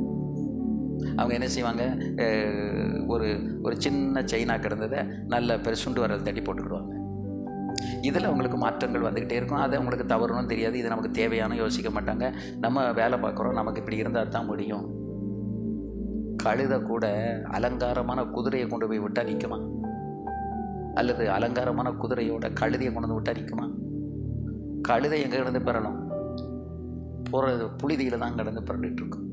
அதுபோல் நீங்கள் இந்த அலங்காரம் பண்ணுகிறவர்களோடு போய் உங்களால் நிற்கவே முடியாது, தெரியுமா? நிற்க முடியுமா உங்களால்? மனசு இடம் கொடுக்குமா? ஆவி இடம் கொடுக்குமா? முடியாது. அவங்க கண்ணுக்கு மை போட்டு ஏசபேல் மாதிரி, உதட்டுக்கு என்ன பூசுவாங்க? சாயம் போட்டு, நகத்துக்கு பாலிஷ் போட்டு, என்னெல்லாமோ செஞ்சு தங்களை ரொம்ப அழகுபடுத்தி அவங்க நிற்பாங்க. அப்படி நின்னா தான் நம்ம பாட்டு நடத்த முடியும், அப்படி நின்னா தான் நம்மளெல்லாம் கவர்ச்சிகரமாக இருக்க முடியும். இப்போ கேடுகட்ட இந்த கேமரா வேறு வந்து தொலைச்சிட்டு, என்னைக்கு பெந்தகோஸ்து நம்ம வீடியோ எடுக்க ஆரம்பித்தோமோ அன்னைக்கே நாம் செத்தோம். இந்த வீடியோ எடுக்கிறதுக்காகவே நம்ம கலராக சட்டையை போட்டு, தலையை வேறு மாதிரி சீவி, முடிய பின்னி, என்னென்னமோ கோலம். எதுக்குன்னா எல்லாரும் பார்க்க, நம்ம மூஞ்சை பார்த்து யார் என்ன செய்ய போகிறா? நம்ம வார்த்தையை கேட்டு உணர்வடையணுமே ஒழிய நம்ம முகத்தை அழகை பார்த்து என்ன செய்ய ஒரு பிரயோஜனமும் இல்லை. அதனால் எந்த மாற்றங்களும் வரப்போகிறதும் இல்லை. ஆனால் நம்ம வீடியோவில் பேசுகிறோங்கிறதுக்காக போய் ஸ்பெஷலாக அதுக்கு போய் ஒரு சட்டையை வாங்கி அதுக்கு ஒரு கலரை தெரிந்தெடுத்து அந்த சட்டையை போட்டு, அதுக்கப்புறம் அதை நம்ம முடியை இங்கே மடங்க மாட்டுறது, அங்கே மடக்கி செல்ல போட்டு, என்னெல்லாமோ பண்ணி எடுத்து நம்மளை பியூட்டிஃபை பண்ணிக்கிட்டே இருக்கிறோம். இப்போது ஊழியங்கிற பேரில் என்ன நடக்குது அப்படின்னா, we are beautifying ourselves. நம்மளே அலங்கரிக்கிறோம், அழகுபடுத்துகிறோம். அழகுபடுத்துதல் ஒரு பகுதி, அலங்கரித்தல் அதுக்கு அடுத்த பகுதி. ஏன்னா நம்ம ஸ்டேட்டஸை கீப்பப் பண்ணணும். நமக்கு என்ன ஸ்டேட்டஸ் இருக்குது? இயேசு கிறிஸ்து ஸ்டேட்டஸை விட்டு தான் கீழே வந்து அவர் மாட்டுத்தொழுவை போய் பிறந்து கடைசியில் கல்வாரியில் போய் அறையப்பட்டார், சொல்லிட்டு போயிட்டார். எனக்கு என்ன இல்லை, நரிக்கு கூட தந்திரமாக செயல்படுகிற நரிக்கு கூட என்ன இருக்குது? கோடு இருக்குது, குழி இருக்குது. ஆனால் ஆகாயத்து பறவைக்கு கூட என்ன இருக்குது? குருவி இருக்குது. ஆனால் மனுஷகுமாரனுக்கு தலை சாய்க்க இடம் இல்லைங்கிற சில கொள்கை, சில பிரின்சிபலை போதிச்சுட்டு போயிட்டார். இந்த உலகத்தில் நீங்கள் எப்படி என்னென்னா, நரிக்கு குழிகள் இருக்குது, ஆனால் உனக்கு ஒரு குழி வேண்டாம். ஆகாயத்து பறவைக்கு கூடு இருக்குது, ஆனால் உனக்கு ஒரு கூடு வேண்டாம். இதே மாதிரி டெம்பரவரியாக வந்தோம், டெம்பரவரியாக வாழ்ந்து டெம்பரவரியாகவே மேலே போயிடும். நமக்கு ஒரு ஸ்தலத்தை, அதுக்கு தான் சொன்னேன், நீ இங்கே கிடந்து சிரமப்படாத, உனக்கு ஒரு ஸ்தலத்தை நான் ஆயத்தப்படுகிறேன்னு சொல்லிட்டேன். உனக்கு ஒரு ஸ்தலத்தை நான் ஆயத்தப்படுகிறேன், அங்கே நீ என்னோடு இருக்கும்படிக்கு நான் வந்து உன்னை கூட்டிகிட்டு போவேன், நீ அதுக்கு ரெடியாக இரு அப்படிங்கிறத ஆண்டவர் சொல்லிட்டார். இப்போ அதையே நம்ம மறந்துட்டோம். ஏசுநாதர் வராருங்கிறதே நம்ம நிறைய பேருக்கு என்ன இல்லை, நம்ம ரொம்ப இப்போ திட்டம் போடுறதும் அதை செய்கிறதும் இப்படி பண்ணணுங்கிறதுலையுமே நம்ம பிஸியாக இருக்கமே ஒழிய, இயேசு ஒருத்தர் வரப்போகிறாரு, அதுக்குரிய வருகைக்குரிய அடையாளங்கள்லாம் இன்றைக்கி நிறைவேறி கொண்டு இருக்குங்கிறது அந்த நாலேஜ் இன்றைக்கி எத்தனை பேருக்கு இருக்குது சொல்லுங்க. அதே மறந்துட்டு இன்றைக்கி உக்ரைன் ரஷ்யா போர் 1.5 வருஷம் தாண்டி போய்கிட்டு இருக்கு. இப்போ ஹமாஸுக்கும் இஸ்ரேலுக்கும் கிட்டத்தட்ட 3-4 மாதம் தாண்டிச்சுன்னு நினைக்கிறேன் போய்கிட்டு இருக்கு யுத்தம். இப்போ அடுத்து உலகப்போர் வர்ற மாதிரி இப்போ ஈரான் வந்து உள்ளே குதிச்சிட்டான், லெபனான் உள்ளே வந்துட்டான். இப்படி ஒவ்வொருத்தராக உள்ள என்ட்ரி ஆகி அவங்க அடிச்சுக்கிட்டு இருக்காங்க. இப்போ ரொம்ப தீவிரமாக ஈரானிய துருப்புகள் இருக்கிற இடங்களை, கமாண்டர்ஸ் இருக்கிற இடங்களை அமெரிக்கா கொண்டு போட்டு என்ன செஞ்சுட்டு இருக்காங்க, அடிச்சுக்கிட்டு இருக்கிறாங்க. அப்போ இந்த போர் வந்து இனி யுத்தங்களையும் யுத்தங்களின் செய்திகளையும் என்ன செய்வீர்கள், கேள்விப்படுவீர்கள். இப்போ யுத்தங்கள் ஒரு பக்கம் வந்துக்கிட்டே இருக்குது. இப்போ இந்த யுத்தத்தினுடைய முடிவு என்னவாகும்னா, it will lead to starvation, பசி, ஃபேமினுக்கு நேராக கொண்டு போயிடும். ஏன்னா எல்லா பணமும் இப்போ எங்கே போயிடும், அவ்வளோ பணத்தை எதுக்கு செலவு பண்ணுவாங்க, யுத்த தளவாடங்களுக்கு. யுத்த தளவாடங்களுக்கு செலவு பண்ணும்போது எல்லாருடைய பட்ஜெட்டும் அங்கே கடிக்க ஆரம்பிச்சிடும். அப்போ எல்லா பட்ஜெட்டும் கடிக்க ஆரம்பித்த பிறகு உணவு கொடுக்கறதுக்கு மக்களுக்கு என்ன இருக்காது, காசு இருக்காது. இனி வர வர பாருங்கள், ரேஷனை கம்ப்ளீட்டாக நிறுத்திடுவாங்க. ரேஷனை நிறுத்திட்டு சாப்பாட்டுக்கு வழி இல்லாமல் போயிடும். ஈவன் பணக்காரன் கூட பணம் வச்சுருப்பான், நான் பொருள் கிடைக்காது. அந்த ஒரு நிலைமைக்கு சீக்கிரத்தில் வரப்போகுது. இலங்கை மூழ்க போகுதுன்னு சொல்கிறாங்க. ஏன்னா 92 அடி ஒரு சுனாமி வரப்போதான், அது வந்துச்சு அப்படின்னா இலங்கை அவுட்டு அப்படிங்கிறாங்க. கம்ப்ளீட்டாக ட்ரவுன் ஆயிரும், நியூசிலாண்டு அது போல் போயிடும் அப்படிங்கிறாங்க. அப்போ உலகத்தில் பல பகுதிகள் என்ன செய்ய போகுது, அழிய போகுது. இப்போ இலங்கை எதுக்கு அங்கே குறி வைக்க அப்படின்னா, இலங்கையில் தான் இனப்படுகொலை நடந்தது. அந்த கடலுக்குள்ளே ஆயிரக்கணக்கான தமிழர்களை வெட்டி உள்ளே போட்டாங்க. இன்றைக்கி அவங்க பிணங்கள் அதுக்குள்ளே கிடந்து மீன் சாப்பிட்டுக்கிட்டு இருக்கு. இப்போ இப்படியெல்லாம் வரும்பொழுது அந்த தேசத்தை ஆண்டவர் சீக்கிரத்தில் என்ன செய்வார், குலுக்குவார், நியாயம் தீர்ப்பார். அதைத்தான் இஸ்ரவேல் ஜனங்களுக்கு அவர் சொல்லி சொல்லி அடித்தார். மோவாபின் பாரம், நினிவேயின் பாரம், எல்லாத்தையும் அவர் சொன்னது காரணம், அவன் செஞ்ச அக்கிரமம் எனக்கு முன்னால் பாரமாக தொங்கினுக்கு, அதுக்குரிய தண்டனை நான் கொடுக்க போகிறேன்னு ஆண்டவர் சொன்னார். இப்போ இந்தியாவின் பாரம் இப்போ ஆண்டவருக்கு வந்துருச்சு. இப்போ இன்றைக்கு கொஞ்ச நேரம் நம்ம ஆவியில் நிரம்பி ஜெபம் பண்ணோம். இந்த இடத்துல இருந்து நம்ம ஆவியில் நிரம்பி ஜெபம் பண்ணுறது, நீங்கள் ஊழியம் செய்கிற இந்த சேலத்துக்கு ஒரு பெரிய பலன். எருசலேமில் லட்சக்கணக்கான பேர் பஸ்காவுக்கு வந்து கூடியிருக்கிறாங்க. லட்சக்கணக்கான பேருடைய சத்தம் வெளியே கேட்கலை. நான் 120 பேர் ஆவியில் நிரம்பி ஜெபித்த பொழுது அந்த லட்சங்கள்லேருந்து பல ஆயிரங்கள் எங்கே ஓடியாந்தாங்க, இந்த சத்தத்தை கேட்குற ஓடியாந்தாங்க. அப்போ அந்த power of the Holy Spirit will draw the people into the church. பரிசுத்த ஆவியானுடைய வல்லமை வந்து ஜனங்களை இழுத்து கொண்டு வரும். இன்றைக்கி நம்ம நிறைய ஸ்ட்ராட்டஜியை உண்டு பண்ணினாலும், யுக்திகளை உண்டு பண்ணினாலும், நம்ம ஒரு ஸ்ட்ராட்டஜி என்ன பொறுத்தளவில் வேறு பெரிய ஸ்ட்ராட்டஜி வேண்டாம். பரிசுத்த ஆவியானவருக்கு சபைக்குள்ளே இடம் கொடுக்கறதுக்கு என்ன வழி, அது என்ன ஸ்ட்ராட்டஜின்னு மட்டும் பார்த்தா போதும். இந்த முந்தி போன ஊழியர்கள், முன்னால் போனவங்க இந்த புரிதலை சரியாக இல்லாமல் விட்டு வேறு திசையில் திரும்பினதுனால அதுக்கு அடுத்து வந்தவர்களும் திசை திரும்பி போய்விட்டார்கள். அடுத்து ஒரு இளைய தலைமுறை இருக்குது பாருங்கள். இப்போ நெக்ஸ்ட் ஜெனரேஷனும் அவுட் ஆகிக்கிட்டு இருக்கு. அதுக்கு அடுத்து அந்த யங்கர் ஜெனரேஷன் இருக்கு இல்லையா, அது இன்னுமே அவுட்டாக போச்சு. இப்போ அவங்களுக்குள்ள இந்த கன்விக்ஷன், இந்த ரட்சிப்பு, இந்த அபிஷேகம், இந்த உடன்படிக்கை, இந்த பரிசுத்தம், இதெல்லாம் தாண்டி அவங்கெல்லாம் அப்படி தான் இருக்காங்க, இவங்கெல்லாம் இப்படி தான் இருக்காங்கன்னு யார் வந்து சரியான பரிசுத்தம் இல்லாமல் இருக்காங்களோ அவர்களே அடையாளம் காட்ட துவங்கி விட்டார்கள். இப்போ அவங்க வந்து இவங்களுக்கு மாதிரியாக மாறிட்டாங்க. They are the model for us அப்படிங்கிற இடத்துக்கு அவங்க வந்துட்டாங்க. இப்போ அப்படி வரும்போது சபையாக இல்லை, ஊழியமாக இல்லை, அபிஷேக ஆராதனையாக இல்லை, இதெல்லாம் மாறி போகும்போது இங்கே யார் வந்து ஆளுகை செய்வா? ஆவியானவர் போயிட்டார் அப்படின்னா பிசாசு ஆளுகை செய்வான். அதுக்கு தான் சொல்ல வந்தேன். 120 பேர் அவர்கள் கூடியிருந்து ஜெபித்த இடத்திற்கு ஆயிரக்கணக்கான பேரை இழுத்தவர் பரிசுத்த ஆவியானவர்.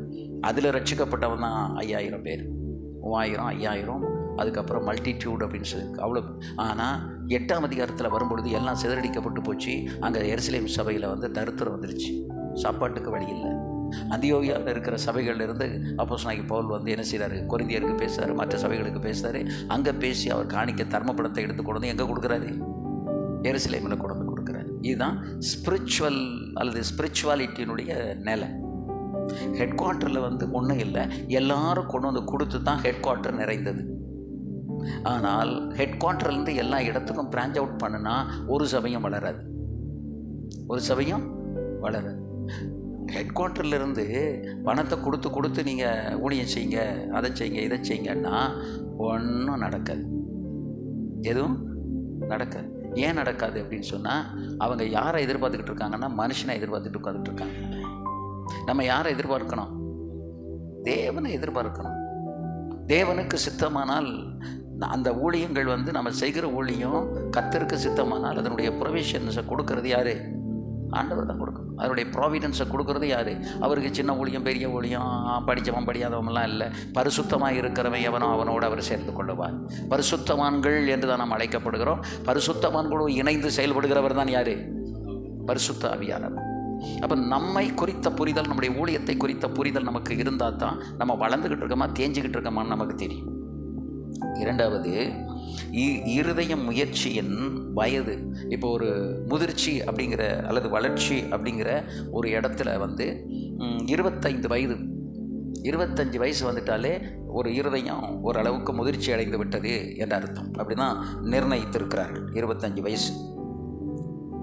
அடுத்தது, இந்த மென்டல் மெச்சூரிட்டியும் emotional maturity it is interrelated, ஒன்றை ஒன்று சார்புடையது, ஒன்றோடு ஒன்று தொடர்புடையது.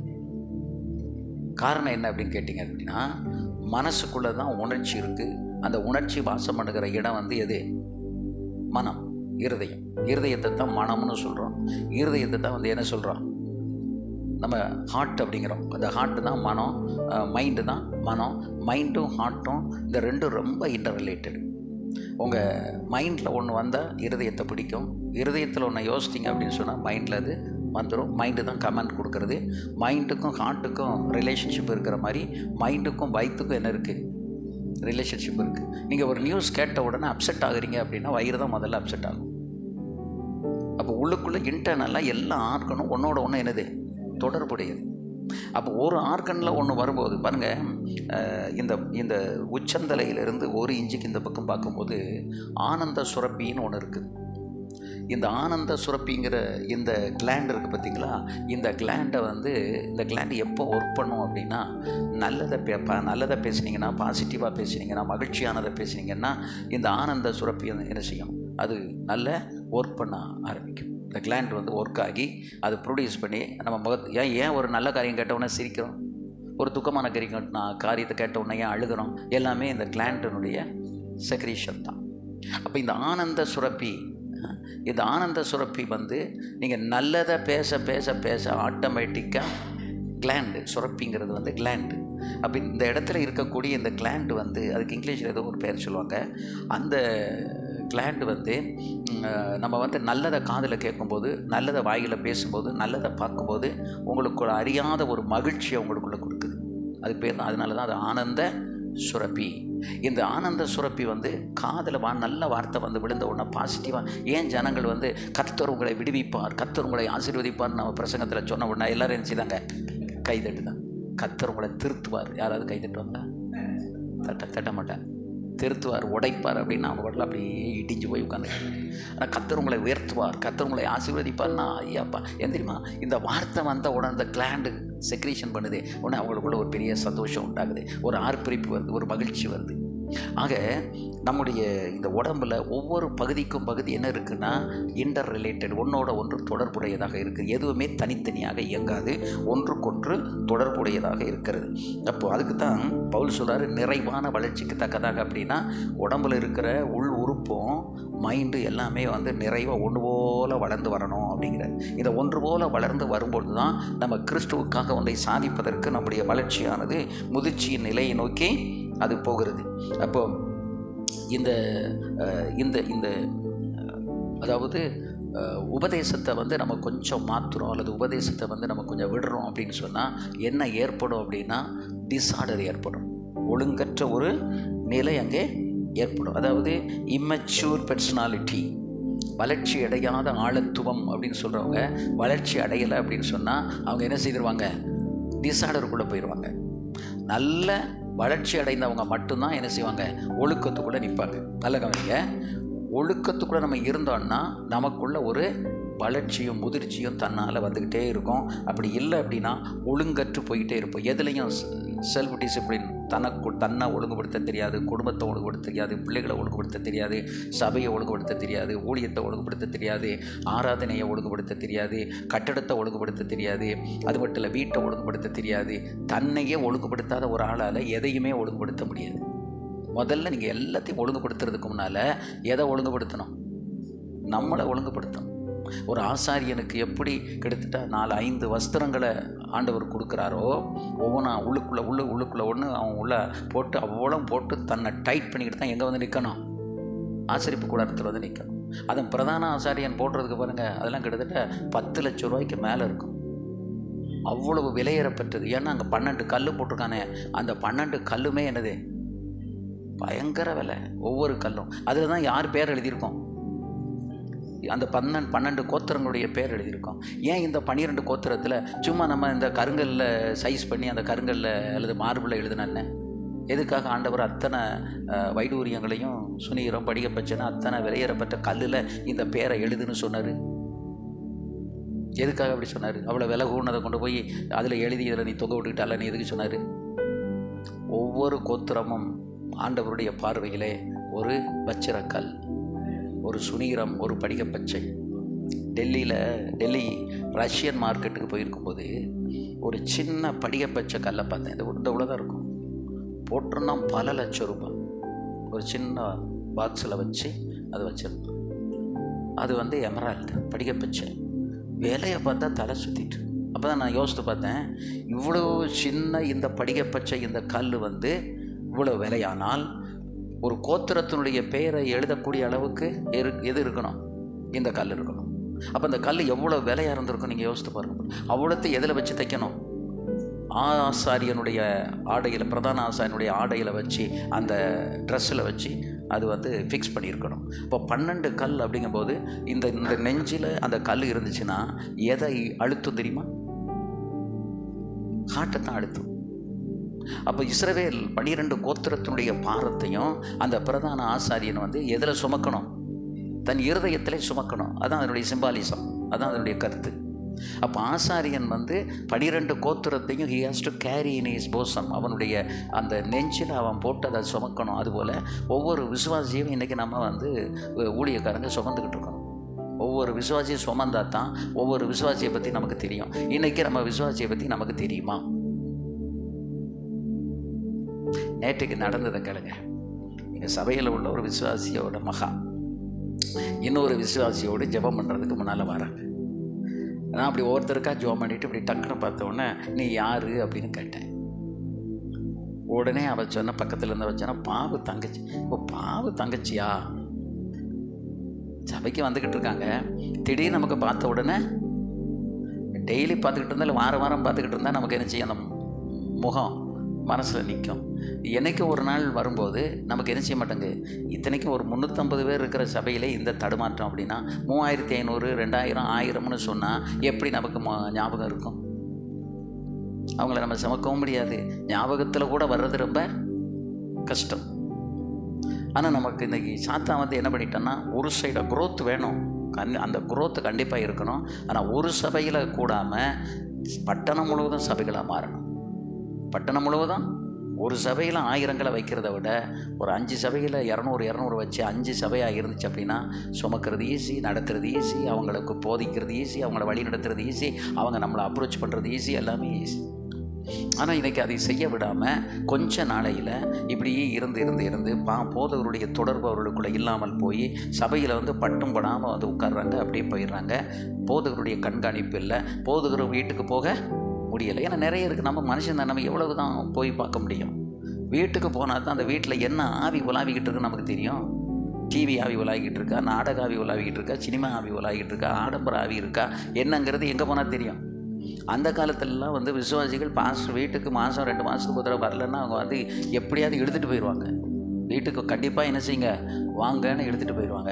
இப்போ வந்து நம்ம சொன்னால் கூட பாஸ்டர் இந்த வாரம் வேண்டாம், அடுத்த வாரம் பார்த்துக்கணும், தட்டி கழிச்சிருவாங்க. பாஸ்டர் வந்தால் நம்ம கூப்பிட்டு வெளியே வந்துடுவோம் அப்படின்னு சொல்லி அவங்க பாஸ்டரை கூப்பிடுறதுக்கே என்ன இல்லை, விருப்பம் இல்லை. அந்த காலத்தில் கிழிஞ்ச ஜிப்பா போட்டுட்டு அந்த விசுவாசியை விட இந்த ஊழியக்காரருடைய ட்ரெஸ் ஒன்றும் ரொம்ப பெருசாக ஒன்றும் நல்லா இருக்காது. இருக்கதே 2 ட்ரெஸ் 3 ட்ரெஸ் தான் இருக்கும். ஆனால் அந்த பாஸ்டர் வீட்டுக்கு வாராருன்னா விசுவாசிகளுடைய கால் கையெல்லாம் என்ன செய்யும்? கிட்டுக்கிட்டு நடுக்கும். ஏன் தெரியுமா?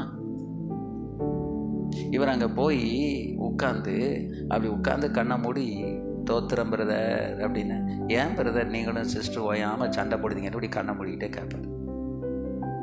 அப்போ அங்கே அடிக்கடி என்ன நடந்திருக்கும்? அதை யார் வெளிப்படுத்துவா? ஆவியான. கேட்கறதுக்கு எப்படி இருக்கும்? அவ்வளோதான், விளக்கணை பிடிச்ச மாதிரி ஆயிடும். இதனால தான் பாஸ்டர் வராருன்னா அவங்களுக்கெல்லாம் என்ன இருந்துச்சு? பயம் இருந்துச்சு. ஆனால் இன்றைக்கு பாஸ்டர் வராங்கன்னா, இன்றைக்கி நாங்கள் உங்கள் வீட்டுக்கு வச்சுட்டிங்கன்னா அவங்க ரொம்ப ஜாலியாக கேட்காங்க, மட்டன் பிரியாணி போடணுமா, வடை போடணுமா, என்ன செய்யணும்னு கேட்காங்க. ஏன்னா அவங்க நம்ம லட்சணத்தையும் நம்ம குணத்தையும் யாருக்கு தெரியுது? விசுவாசிக்கு தெரியும். அன்றைக்கி கேட்பாங்களா பாஸ்டர் பிரியாணி கிண்டி வைக்கிட்டான்னு? அப்படி கேட்கறதுக்கு யாருக்கா துணிச்சல் இருந்திருக்கா? ஒருத்தருக்கும் துணிச்சல் கிடையாது, கேட்கவும் முடியாது. வந்துட்டு இவங்க போன பெரிய ப்ரோக்ராம், பிஎம் ப்ரோக்ராம் மாதிரி இருக்கும். பாஸ்டர் வந்து வீட்டில் ஒரு 10 நிமிஷம் இருந்து செவனிட்டு போகிறதுக்கு எப்படி இருக்கும்? ஒரு பிஎம்ஏ வந்துட்டு போன மாதிரி இருக்கும்.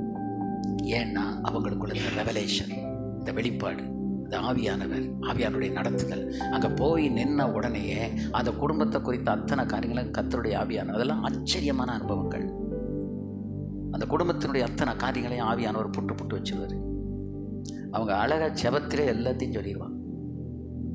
க்ளீனாக ஜெபத்தில் சொல்லிடுவாங்க. வீட்டில் சண்டை போட்டுட்டு சர்ச்சுக்கு வருவாங்க. இங்கே பிரசங்கத்தில் போட்டு வெளுன்னு எடுத்துருவார். அவங்க தப்பிக்கிறதுக்கு என்ன இல்லை? வழியே கிடையாது. ஆனால் இன்றைக்கி அப்படி இல்லை. இன்றைக்கி சர்ச்சில் வந்து உட்காந்துட்டு செல்லை நோண்டிக்கிட்டு செல்லை பார்த்துக்கிட்டு இன்றைக்கி எல்லாம் வந்து வசனத்தையாக கவனிக்காங்க. இல்லை, எதை நோண்ட ஆரம்பிச்சிட்டாங்க? செல்லை நோண்ட ஆரம்பிச்சாச்சு. செல்லுங்கிறது ஒரு பேய் பிடிச்சா எப்படி போகாது, அது மாதிரி செல்லை நீங்கள் வச்சுருந்தீங்கன்னா செல்லு சாமரியம் உங்களை விட்டு போகாது. பேய்க்கும் செல்லுக்கும் என்ன இல்லை? விரட்டினா தான் போகும், இல்லைன்னா அது போகாது. அவ்வளவு கேடு உள்ளது எது? இன்றைக்கி நம்ம மனுஷனை வந்து தவறான வழிகளில் கன்வெக்ஷனில் கொண்டு போய் நம்முடைய மன வளர்ச்சியும் முதிர்ச்சியும் கெடுத்து கொண்டிருப்பது இப்படிப்பட்ட காரியங்கள் தான். நான் அடுத்த மாதத்தில் சொல்கிறேன் எமோஷனல் மெச்சூரிட்டினா என்ன. இன்றைக்கி நம்ம இதை மட்டும் இன்னும் ஒரு 1/2 hour இருக்குது, அதுக்குள்ளே நம்ம பார்த்து முடிக்கலாம். மென்டல் அப்படிங்கிறது மனதின் வளர்ச்சி, எமோஷனல் அப்படிங்கிறது உணர்ச்சியின் வளர்ச்சி. மன வளர்ச்சி வேறு, உணர்ச்சியின் வளர்ச்சி வேறு. இந்த உணர்ச்சியின் எமோஷனல் அப்படின்னு சொல்லி, இந்த உணர்ச்சியின் வளர்ச்சிங்கிறது வந்து என்னென்னா மேனேஜ் அவர் செல்ஸ். நம்ம எல்லாமே வந்து எதில் தான் ரொம்ப செயல்பட்டுக்கிட்டு இருக்கோம்னா உணர்ச்சியில் தான் செயல்படுறோம். அந்த உணர்ச்சிகள் நம்மளை விட்டு நம்ம அந்த உணர்ச்சிகள் நமக்குள்ளே பண்படுத்தப்படணும். அதுக்கு தான் மேனேஜ் பண்ணணும். அந்த மேனேஜ் ஆனால் தான் நம்ம வந்து நம்முடைய உணர்ச்சியை வந்து கட்டுக்கோப்பாக வைக்க முடியும். இல்லைன்னா உணர்ச்சியை கட்டுக்கோப்பாக வைக்க முடியாது. சிலர் சொல்லுவாங்கள்ல, ரொம்ப உணர்ச்சி வசப்பட்டு கோவப்பட்டு கத்தி சத்தம் போட்டு அப்படிங்காங்கல்ல. இது என்ன அப்படின்னா, they are not able to manage their emotion. அவருடைய உணர்ச்சி அவங்களால மேனேஜ் பண்ண முடியல, கட்டுப்படுத்த முடியல. அப்படி கட்டுப்படுத்த முடியாததுனால தான் அவங்க வந்து என்ன செய்ய வேண்டியிருக்குது? சத்தம் போட வேண்டியிருக்குது, கோபப்பட வேண்டியிருக்குது, அந்த கூச்சல் போட வேண்டியிருக்குது. அப்போ மத்தேயு 5:48 கொஞ்சம் வாசிங்க பார்ப்போம். மத்தேயு 5:48.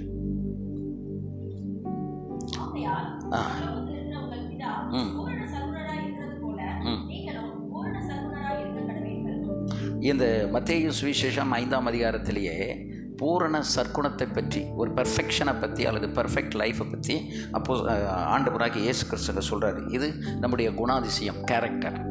அடுத்து பிலிப்பியர் 2:5 வாசிங்க. பிலிப்பியர் 2.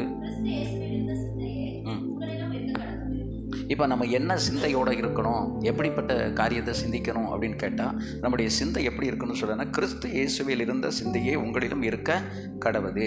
அப்போ கேரக்டரை பார்த்தோம், தாட், நம்முடைய மைண்டை பார்த்தோம். ரோமர் 8:14 வாசிங்க. ரோமர் 8ஆம் அதிகாரம் 14வது வசனம்.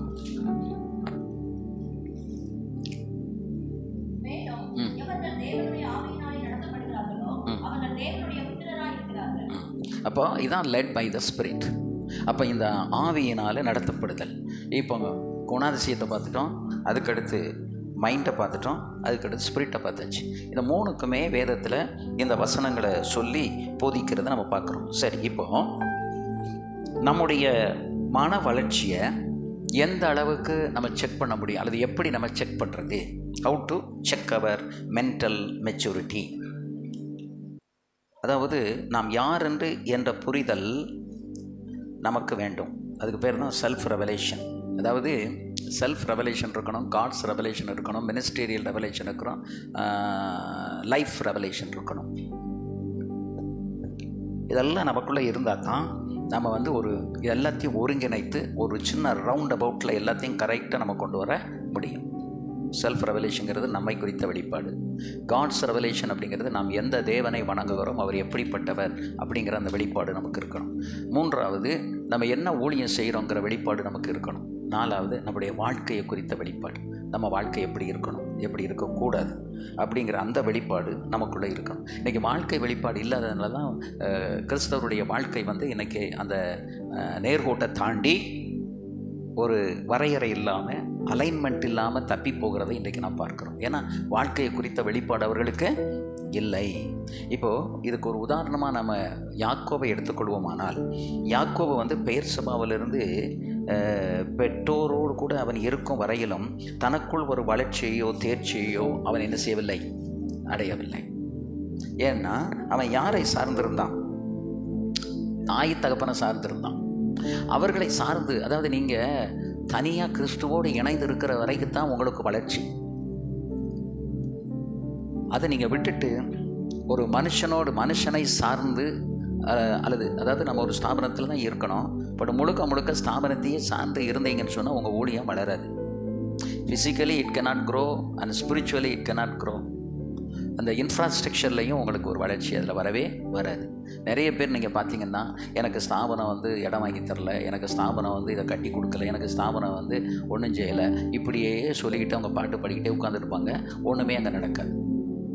நமக்கு ஒரு ஐக்கியத்துக்கு என்ன வேணும்? ஒரு ஸ்தாபனம் வேணும், ஒரு ஃபெல்லோஷிப். அதுக்கு நமக்கு ஒரு ஸ்தாபனம் வேணும். நாம் சீர்கட்டு போகாதபடிக்கு கரெக்டாக போகிறதுக்கு நமக்கு அது தேவை. பட்டு எல்லாமே அவங்க தான் நமக்கு செய்யணும்னு நம்ம எதிர்பார்த்தோம் அப்படின்னா நம்ம சவர பிள்ளையாக போயிடுவோம். நம்மளை வந்து we will be carried out. மற்றவர்கள் நம்ம தூக்கி கொண்டே போகத்தக்கதாக அவங்க நம்மளை தூக்கிக்கிட்டு போகிற சவல பிள்ளைய மாதிரி நம்ம மாறி போயிடுவோம். நம்ம காலில் நமக்கு நிற்க தெரியாது.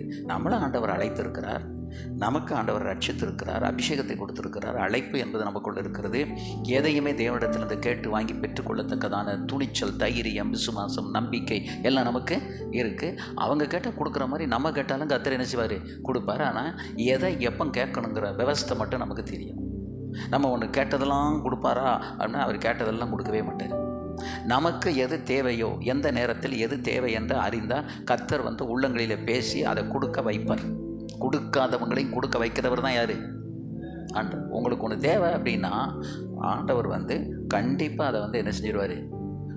ஒரு மாதமாக ஒரு 2 மாதமாகவே இருக்கும். எங்கள் பெண்களுக்கு வந்து டாய்லெட் ஃபெசிலிட்டி பத்தலை, அதை கொஞ்சம் எக்ஸ்டெண்ட் பண்ணணும், என்ன செய்யணும் அப்படி இடையிடையே அப்படி ஒரு திங்கிங் எனக்கு வந்து போய்கிட்டே இருந்துச்சு. போன வாரத்துக்கு முந்தின வாரம் ஒரு விசுவாசி என்கிட்ட வந்து, பெண்கள் வந்து வரிசையில் நிற்கிறாங்க டாய்லெட் போகிறதுக்கு, இன்னும் ஒரு 2 டாய்லெட் கட்டணும், அது என்னன்னு நீங்கள் பார்த்து செய்யுங்க, அதனுடைய எக்ஸ்பென்ஸ் எல்லாம் நான் தந்துடுறேன் அப்படின்னு வந்து டக்குன்னு சொல்லிட்டு அவர் பாட்டுக்கு போயிட்டார். இப்போது தேவை என்று அறிந்தால் நம்மக்கிட்ட பேசும்போதே யார்கிட்டையும் பேசியிருந்தார். அதை யாரை கொண்டு செய்யணுமோ அவங்கக்கிட்ட ஆண்டவர் பேசியிருந்தார்.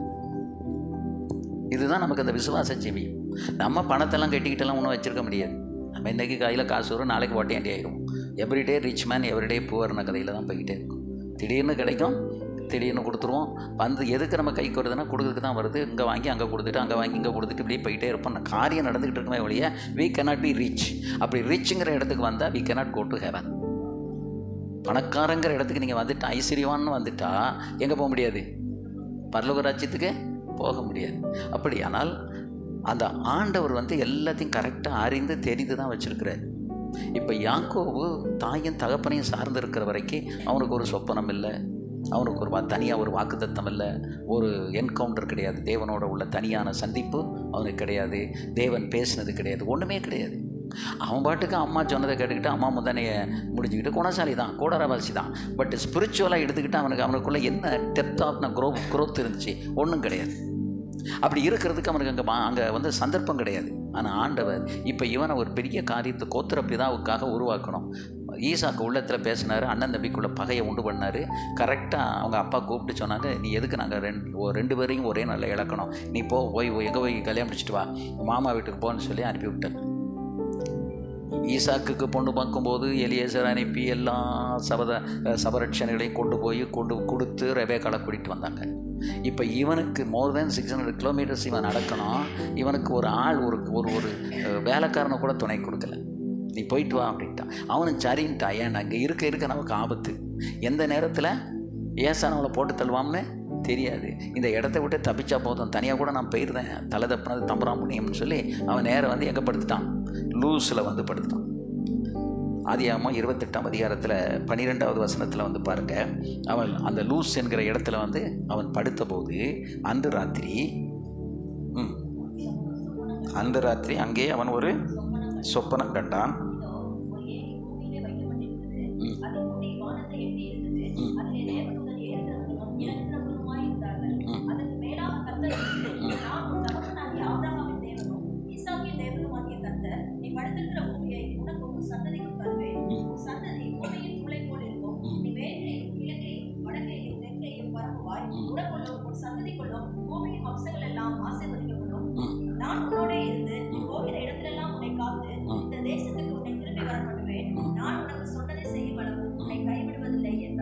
இங்கே பார்த்தீங்கன்னா ஒரு வளர்ச்சியுமே இல்லாமல் இருந்தவன், வளர்ச்சியும் இல்லை, தேர்ச்சியும் இல்லை, முதிர்ச்சியும் இல்லை. இவனை கொண்டு வந்து கண்ணை கட்டி காட்டில் விட்ட மாதிரி எங்கே போட்டிருக்கு, ஒரு காட்டில் கொண்டு வந்து விட்டாச்சு. இந்த காட்டில் அவனை விட்ட பிறகு பார்த்தீங்கன்னு சொன்னால், எடுத்த உடனே இவனுக்கு ஆண்டவர் கொடுத்த ஒரு சொப்பனம் எங்கே கீழே பார்க்குறது மாதிரி இல்லை. அந்த சொப்பனம் எங்கே பார்க்கணும், மேலே. Yes to look up. ஏணியை கீழே வச்சுருக்குது, ஆனால் எதை தொட்டுக்கிட்டு இருக்கு, வானத்தை தொட்டுக்கிட்டு இருக்கு. இப்போது முன்னேற்றத்துக்கு ஏதுவான, வளர்ச்சிக்கு ஏதுவான முதல் படியில் அவன் வந்து அங்கே நிற்கான். இப்போ தூதர்கள் ஏறிக்கிட்டு இறங்கிக்கிட்டு மேலே போய்கிட்டு கீழே வந்துக்கிட்டு இருக்கிறாங்க. ஒரு ஏணி வச்சுருக்கு, அது எதை எட்டிக்கிட்டு இருக்கு, வானத்தை. அப்படின்னா என்ன, யாக்கோபே இனி வந்து நீ செய்கிற எல்லாவற்றுக்கும் என்னை நீ பாரு, நீ மேலே தான் பார்க்கணும். அந்த ஏணி என்னுடைய அர்த்தம் தான். இப்போ தூதர்கள் ஏறிக்கிட்டு இறங்கிக்கிட்டு இருக்கிறது என்ன, இனி உனக்கு தேவையானதெல்லாம் எங்கேருந்து வரும், it will come from heaven to the earth and from earth to heaven, மேலே கீழையும் போய்கிட்டு இருக்கோம் அப்படிங்கிறத ஆண்டவர் அங்கே காட்டுறார். அடுத்து அதாவது இதுக்கு மேலாக நின்று 13வது வசனத்தில், அதற்கு மேலாக கர்த்தர் நின்று, நான் உன் தகப்பனாகிய ஆபிரகாமின் தேவனும். இங்கே நீங்கள் பார்த்தீங்கன்னு சொன்னால் ரெண்டு, அந்த ஆபிரகாம் ஈசாக்கு யாக்கோவுங்கிறதுக்கு முன்னாடி ஆபிரகாம் ஈசாக்கோடு நின்று போச்சு. ஏன்னா இன்னும் அந்த மெச்சூரிட்டி லிஸ்ட்டில் வந்து யாரை சேர்க்கலை, யாக்கோவை சேர்க்கலை. இப்போ தான் பிகினிங் ஆகிக்கிட்டு இருக்கான். இப்போ உடனே வந்து என்ன செய்ய முடியாது, அந்த லிஸ்ட்டில் அவனை சேர்க்க, மெச்சூரிட்டி லிஸ்ட்டில் சேர்க்க முடியுமா, சேர்க்க முடியாது. அதனால யாரை விட்டாச்சு, ஆண்டவர் யாக்கோபுக்கிட்ட பேசும்போது சொல்கிறாரு, உன் தகப்பனாகிய ஆபிரகாமின் தேவனும் ஈசாக்கின் தேவனும் அப்படிங்கிறதோடு அவர் முடிச்சுக்கிட்டாரு. இனி அந்த இடத்துக்கு யார் வரணும், யாக்கோபு வரணும். அப்போ யாக்கோபு அந்த முதிர்ச்சி அடையாமல் அந்த இடத்துல கொண்டு வந்து அந்த பேரை உள்ளே சேர்க்க முடியாது. இப்போ அங்கே கொண்டு வர்றதுக்கு தான் ஆண்டவர் சொல்கிறார், ஆபிரகாமின் தேவனும் ஈசாக்கின் தேவனுமாகிய உன் தேவனாகிய கர்த்தர் அப்படின்னு சொல்லி அங்கே சொல்லி, நீ இப்போ பாருங்கள், ஆபிரகாமுக்கு கொடுத்த வாக்குத்தத்தம், ஈசாக்கு கொடுத்த வாக்குத்தத்தம் இப்போ யாருக்கும் கொடுக்கப்படுது. It is being repeated on the third time. மூன்றாவது தலைமுறைக்கு ஆண்டவர் அவர் என்ன செய்கிறார். அப்போ ஆண்டவர் வந்து எத்தனை ஆண்டுகளுக்கு முன்னால் ஒரு வாக்குத்தத்தம் கொடுத்தாலும் அந்த வாக்குத்தத்தத்தை அவர் என்ன செய்ய மாட்டார், அவர் மாற்றவே மாட்டார். இப்போ அந்த வாக்குத்தத்தத்தை திரும்ப இவனுக்கு ரிமைண்ட் பண்ணுறாரு. இதை ரிமைண்ட் பண்ணி, ஏன்னா ஈசாக்கு இதை சொல்லலை, இப்போ யார் சொல்கிறா, ஆண்டவர் சொல்கிறாரு, உன்னுடைய தகப்பனுக்கு நான் கொடுத்த அந்த வாக்குத்தத்தம், இந்த நீ படுத்திருக்கும் இந்த பூமியை உனக்கு நான் என்ன செய்வேன், தருவேன் அப்படின்னு சொல்கிறார். அடுத்து 14வது வசனத்தில், நீ கிழக்கையும் மேற்கையும் தெற்கையும் வடக்கையும் என்ன செய்வாய், பரம்புவாய். அதான் அந்த இன்க்ரீஸ், அந்த எக்ஸ்டென்ஷன், அந்த வளர்ச்சி அல்லது பரம்புதல். அதாவது நம்முடைய வளர்ச்சியும் தேர்ச்சியும் நமது பிள்ளைகளினுடைய வளர்ச்சிக்கு மிக மிக முக்கியம். ஆபிரகாம் ஈசாக்கினுடைய வளர்ச்சி யாருக்கு முக்கியம், யாக்கோபுக்கு முக்கியம். அவங்க ரெண்டு பேருடைய வாக்குத்தத்தம், அவங்க ரெண்டு பேருடைய வளர்ச்சி தான் யாரை கொண்டு போகணும், யாக்கோவை வந்து கர்த்தருக்குள்ளே கொண்டு போகணும். அவர்களுக்கு கொடுத்த வாக்கு, இப்போ ஆபிரகாம் கொடுத்த வாக்குத்தத்தம் இன்னும் நிறைவேறலை. ஆபிரகாம் காலம் முடிஞ்சு இப்போ ஈசாக்கு காலம் முடிய போகுது. அடுத்து யார் வந்துட்டா, யாக்கோபு. இப்போ யாக்கோபு காலத்துலேயும் அதை சொந்தமாக என்ன செய்ய மாட்டார், கொடுக்க மாட்டார். ஏன்னா அதிலிருந்து ஆபிரகாமிலிருந்து 430 வருஷம் போகணும். எகிப்துக்கு போனதுலேருந்து 430 வருஷம் வேணும். அப்போ இப்போ இந்த வாக்குத்தத்தங்களையெல்லாம் கொடுக்குறாரு. ஆபிரகாம் கொடுத்தாரு, ஈசாக்கு கொடுத்தாரு, இப்போ யாக்கோபுக்கும் அதை என்ன செய்கிறாரு, கொடுக்குறாரு. இந்த இடத்தை நான் உனக்கு என்ன செய்வேன், கொடுப்பேன். அப்போ நம்ம இன்றைக்கி நம்முடைய பிள்ளைகளுக்கு உள்ள வாக்குத்தத்தங்களை, ஆசீர்வாதங்களை ஆண்டவர்கிட்டருந்து என்ன செய்யணும், பெற்று யாருக்கு கொடுக்கணும், நம்ம பிள்ளைகளுக்கு கொடுக்கணும். இன்றைக்கி நம்ம வாக்குத்தத்தத்தையும் ஆவியான அபிஷேகத்தையும் அனுக்கிரகத்தையும் பெற்றுக் கொடுக்குறோமா, அல்லது வெறும் பணத்தையும் சொத்தையும் கொடுக்குறோமான்னா இம்பேலன்ஸாக இருக்குது. பிதாவின் ஆஸ்தி அப்படின்னு சொல்லியிருக்குது. பிதாவினுடைய ஆஸ்தி பிள்ளைகளுக்கு அப்படிங்கும்போது ஆஸ்தியை கொடுத்துருறோம். ஆனால் எதை கொடுக்கல, விசுவாசத்தையும் அனாயிண்டிங்கோ கொடுக்கல. அனாயிண்டிங்கும் போச்சு, விசுவாசமும் போச்சு. இது எங்கேயே மிஸ் ஆச்சுது, ஏலி காலத்திலே மிஸ் ஆச்சுது, சாமுவேல் காலத்தில் என்னாச்சு, மிஸ் ஆச்சுது, தாவீதுடைய காலத்தில் இது என்ன செஞ்சது, மிஸ் ஆச்சு. அப்போ அடுத்தடுத்த ஜெனரேஷன் முன்பு போல தேவனை பின்பற்றி வருவதற்கு அங்கே ஒரு பெரிய இடையூறு இருக்கிறத பார்க்குறீங்களா? பெரிய டிஸ்ட்ராக்ஷனும் ஒரு ஒரு குறைபாடும் அங்கே இருக்குதை நம்ம பார்க்குறோம். சொத்து போய் சேர்ந்துருது, ஆனால் எது போய் சேரல, இவர்களுக்குள் இருந்த அந்த அபிஷேகம், அந்த கிருபை அது போய் சேரல. ஆனால் எலியாவுக்குள்ள இருந்தது கரெக்டாக யாருக்குள்ளே போயிட்டு, எலிசாவுக்குள்ளே போயிட்டு. அங்கே சொத்துக்கு அதுக்கும் சம்மந்தமே கிடையாது. மோசேக்குள்ளேருந்து யோசுவாவுக்கு போயிட்டு அங்கேயும் சொத்துக்கு அதுக்கும் சம்மந்தம் கிடையாது. சொத்து வர்ற இடத்துல எது இல்லை, அபிஷேகம் இல்லை. அபிஷேகம் இருக்கிற இடத்துல என்ன இல்லை, சொத்து இல்லை. அப்போ மோசேக்குள்ளே இருந்தது அப்படியே யாருக்கு ட்ரான்ஸ்ஃபர் ஆயிடுச்சு, யோசுவாவுக்கு ட்ரான்ஸ்ஃபர் ஆயிடுச்சு. எலியாவுக்குள்ளே இருந்தது யாருக்குள்ளே வந்துட்டு, எலிசாவுக்குள்ளே வந்துட்டு. ஆனால் தாவீதுக்குள்ளே இருந்த அந்த பக்தி, அந்த ஜீவியம் யாருக்குள்ளே வரல. ஏன் வரல? ஆலயம் கட்டுறதுக்கு அவன் பொன்னையும் இரும்பையும் வெங்கலத்தையும் எல்லாத்தையும் சேர்த்து வச்சுட்டு போனான்.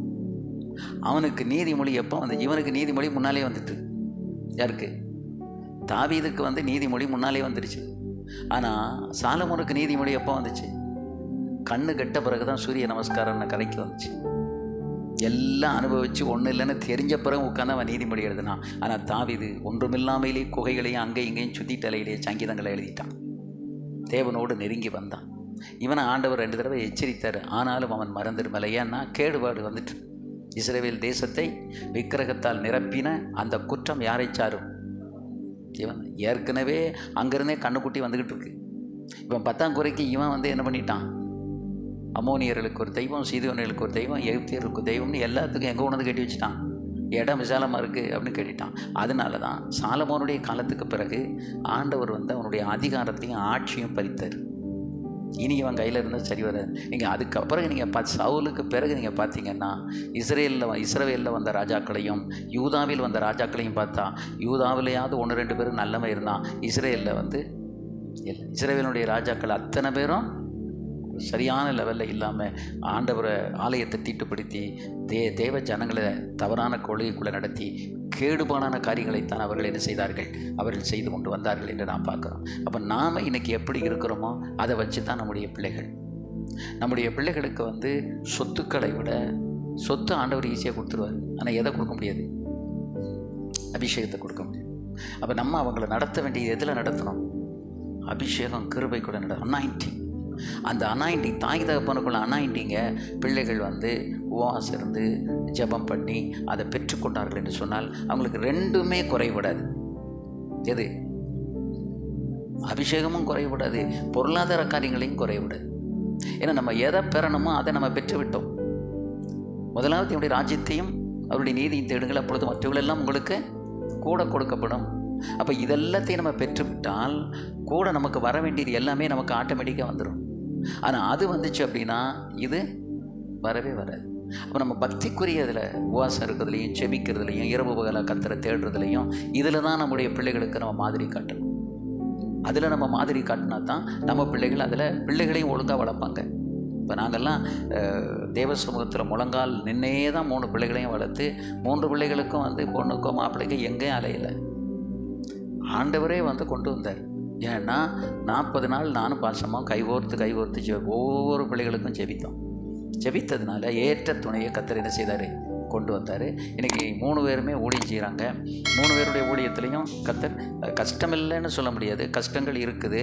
ஆனாலும் அது பக்திக்கு ஏதுவாக கர்த்தர் நடத்துகிற கஷ்டமாகத்தான் இருக்குதே ஒழிய நம்ம விக்கிக்கிட்டு விரைச்சிக்கிட்டு இருக்கிற கஷ்டம் கிடையாது. அப்போ ஸ்பிரிச்சுவல் ஆஸ்பெக்டை நம்ம கரெக்டாக நம்ம பிள்ளைகளுக்கு புரிய கொடுத்துட்டோம் அப்படின்னா அவங்க அதில் நின்றுட்டாங்கன்னா தேவன் அவர்களோடு இருந்து அவருடைய தேவைகளை சந்தித்து அழகாக ஆச்சரியம் அவர்களை நடத்துவார். நம்ம ரொம்ப லேவிஷாக ஸ்பெண்ட் பண்ணி அவங்களுக்கு ரொம்ப தாராளமாக பணங்களை கொடுக்கறதுனால தான் இன்றைக்கி போதவருடைய பிள்ளைகள் வந்து எப்படி இல்லை, ஒரு பரிசுத்தமான நிலையில் இன்றைக்கி இல்லாமல் நிறைய போகிறதுக்கு வழிதடுமாறுவதற்கு காரணம் அதுதான். நம்ம என்ன நினைக்கிறோம் தெரியுமா, நம்ம கஷ்டப்பட்டுட்டோம், நம்ம பிள்ளைகள் கஷ்டப்படக்கூடாது. இது அநேக போதகர்கள் போதகருடைய மனைவிமார்கள் வீட்டில் உட்காந்து பேசுகிற ஒரு ராங் கான்வர்சேஷன். நம்ம கஷ்டப்பட்டுட்டோம், நம்ம பிள்ளைகள். இயேசுவே கஷ்டப்பட்டார். இந்த ரட்சிப்பை நமக்கு கொடுக்கறதுக்கு அவர் அவ்வளவு சஃபர் பண்ணி அவ்வளவு கஷ்டப்பட்டு தான் அந்த ரட்சிப்பை கொடுத்துட்டு போனார். ஈஸியாக பரலோகத்திலிருந்து அப்படி தொப்புனங்க வந்து அப்படி டக்குன்னு போய் கல்வாரியில் போய் எந்த வேதனையும் இல்லாமல் அவர் மரித்து எப்படியோ நாங்கள் நீங்கள்லாம் ரட்சிப்பை பெற்றுக் கொடுங்கன்னு சொல்லிட்டு அவர் போகலை. அவர் என்ன பண்ணார், அதுக்கு அவ்வளவு கஷ்டப்பட்டார், சாக்ரிஃபைஸ் பண்ணார், துறந்தார், எல்லாத்தையும் விட்டார். அப்போ அவ்வளோ பெரிய ஒரு கன்விக்ஷன், அவ்வளோ பெரிய ஒரு கஷ்டம் அவருக்குள்ளே இருந்துச்சு.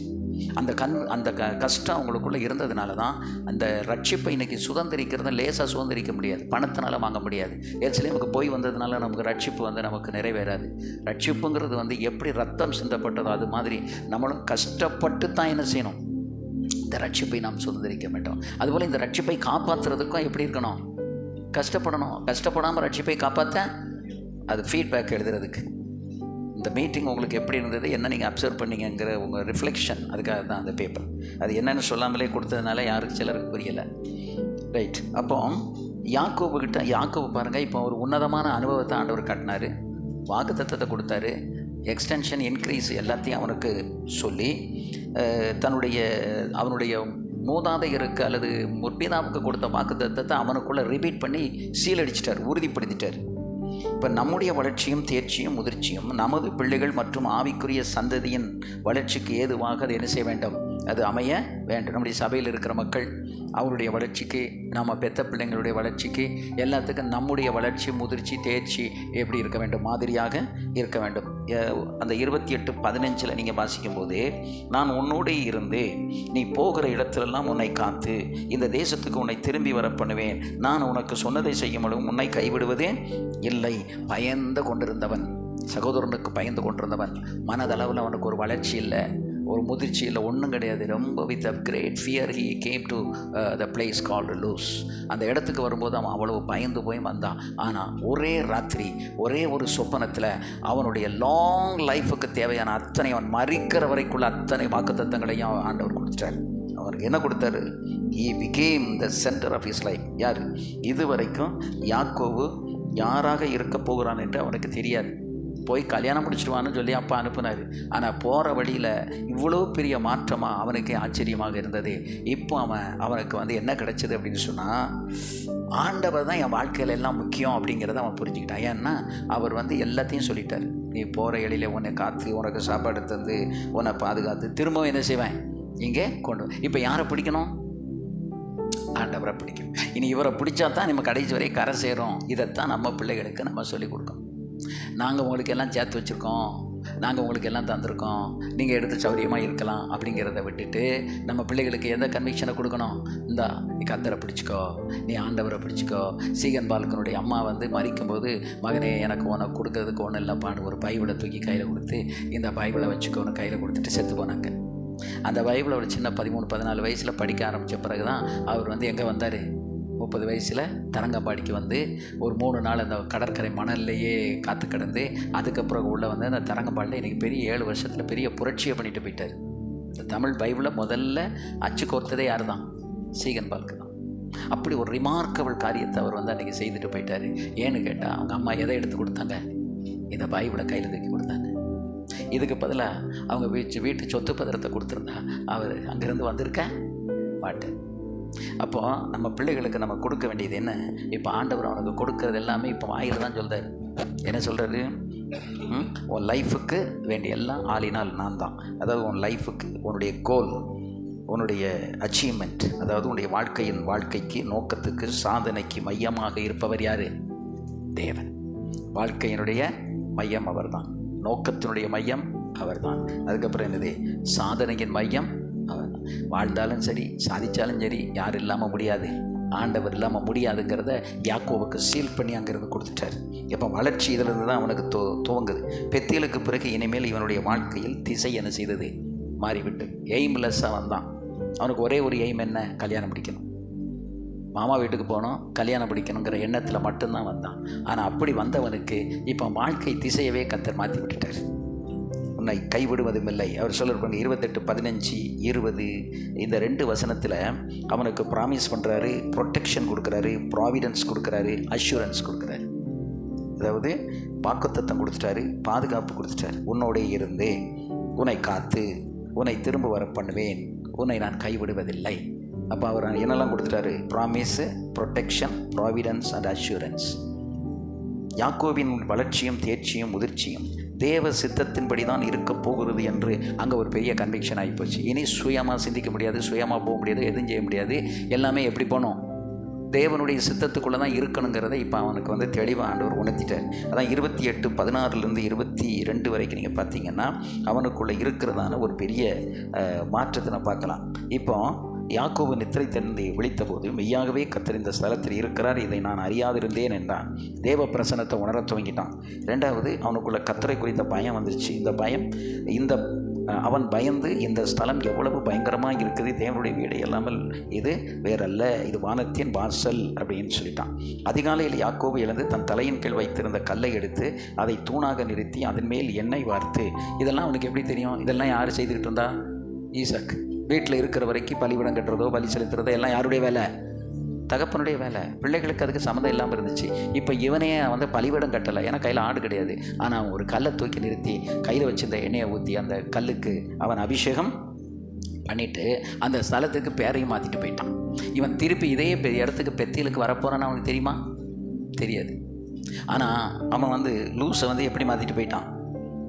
பெத்தேல் அப்படின்னு சொல்லி அதை மாற்றிட்டான். யாக்கோபு, தேவன் என்னோட இருந்து நான் போகிற இந்த வழியில் என்னை காப்பாற்றி முன்ன ஆகாரமும் உடுக்க வஸ்திரமும் தந்து என்னை என் தகப்பன் வீட்டுக்கு சமாதானத்தோடு திரும்பி வர பண்ணுவாரானால் கர்த்தர் எனக்கு தேவனாய்.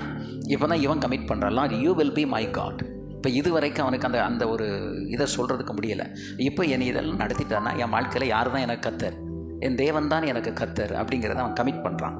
அதுக்கு அடுத்து அவன் என்ன சொல்கிறான் பாருங்க, நான் தூணாக நிறுத்தின இந்த கல் தேவனுக்கு என்ன ஆகும்?